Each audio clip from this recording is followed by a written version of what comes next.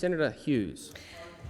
Thank you, Mr President. My question is to the Minister for Families and Social Services, Senator Ruston. Can the Minister please update the Senate on what the Morrison government is doing to remove barriers to employment for people with a disability? The Minister for Families and Social Services, Senator Ruston. Thank you very much, Mr President, and thank Senator Hughes for her question. Well, the Morrison government is absolutely committed to challenging misperceptions about people with disability and promoting a more inclusive Australia. In this financial year alone, we will be spending around $34 billion on programs and services to support and improve the lives of Australians who live with disability. And today, being International Day of People with Disability, it's timely to reflect on the contribution of the more than 4.4 million Australians who live with disability.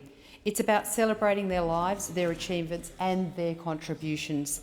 It's also an important opportunity to mark the contributions that people with disability make to the workforce and to focus our attention on making sure that we change the attitudes of our employers so that they understand that people with disability can be a really strong asset in so many businesses around our country. So I'd encourage employers, not just today but all year round, to see the ability in disability and hire based on what people can do, and in doing so improve the job opportunities for people with disability, and understanding that people with disability are missing out on jobs because people just don't think. This needs to change. And today, can I acknowledge the pin that I am wearing was designed by Oliver Mills, and I noticed that a number of my other colleagues are wearing it too. He's a 32-year-old man from Adelaide who lives with cerebral palsy, epilepsy and vision impairment. But that's only a small part of Oliver's story. He's also written 4 books. He's an artist, a poet and a speaker. And we cannot overlook these talents and experiences of people like Oliver and the contribution that they make to Australian society. So today, on the day of International Day for People with Disability, I encourage everybody, I encourage our communities, our workplaces, our schools to participate in International Day of People with Disability. Senator Ruston. Senator Hughes, a supplementary question. Can the Minister advise how the Morrison government's 2020-21 budget is helping people with a disability to get into the workforce? Senator Ruston. Mr President. Well, we are investing more than $3 billion into disability employment services over the forward estimates.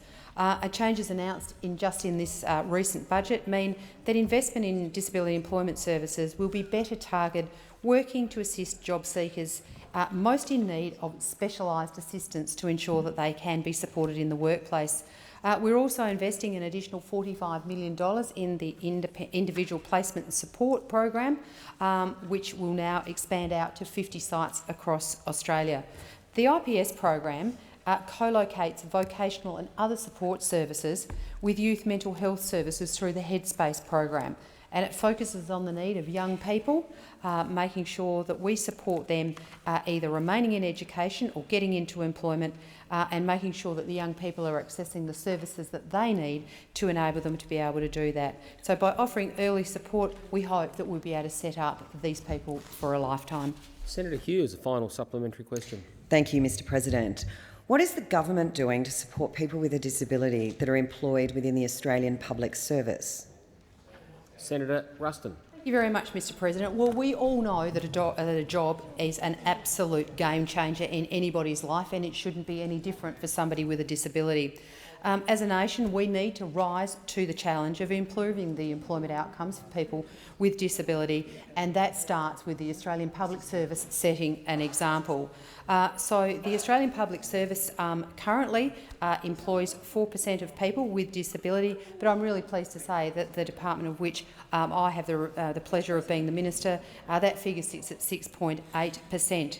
And today, I'm pleased to announce that we've released the new Australian Public Service Employment Strategy to make employing people with a disability a mainstream activity in the culture of the Australian Public Service. And only this morning I had the pleasure of meeting Nick and Gordon, 2 fantastic young men who work at Services Australia. And in speaking to their supervisors, they said that they are some of the best employees they have had, and their work is outstanding.